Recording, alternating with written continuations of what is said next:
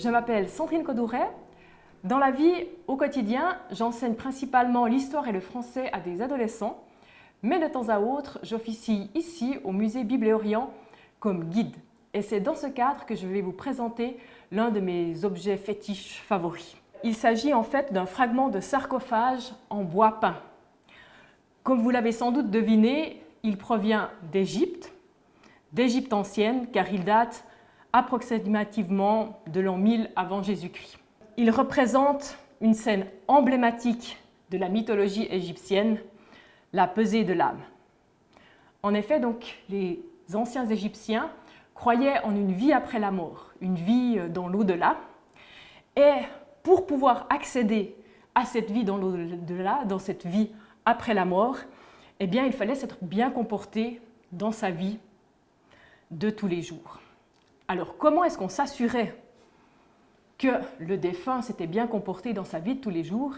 Eh bien, on procédait à la pesée de son âme. Alors, vous avez la représentation donc, de cette scène. On a tout d'abord Anubis, le dieu chacal, qui était aussi le guide des défunts après leur mort. Eh bien, Anubis, le dieu à tête de chacal, procède à la pesée de l'âme. C'est lui qui surveille un peu le procédé.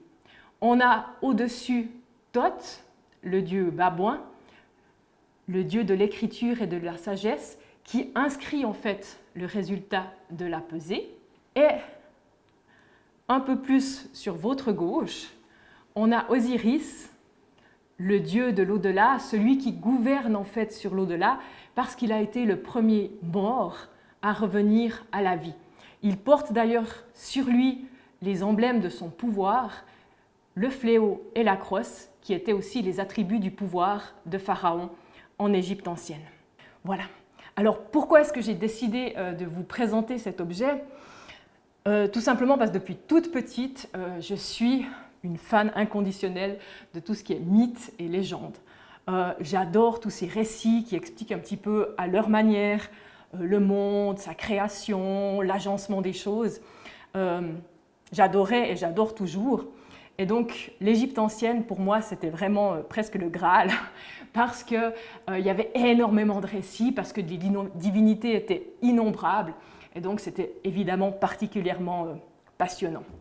Et puis en fait, dernière raison, voilà, je suis quand même d'éducation chrétienne, et ça m'a toujours aussi intéressé de retrouver en fait des liens entre l'Égypte ancienne et le christianisme.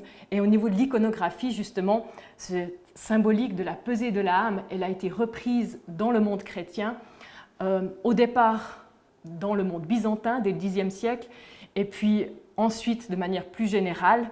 Et si vous venez d'ailleurs donc à Fribourg, n'hésitez pas, après avoir visité notre magnifique petit musée, à aller jeter un œil au tympan de la cathédrale de Fribourg, où on a donc justement sur le tympan une énorme place qui est laissée à la pesée de l'âme, où c'est par contre évidemment l'archange Michel qui remplace le dieu Anubis et qui s'occupe donc de séparer les bons qui partent vers le paradis des damnés qui malheureusement sont guidés vers l'enfer.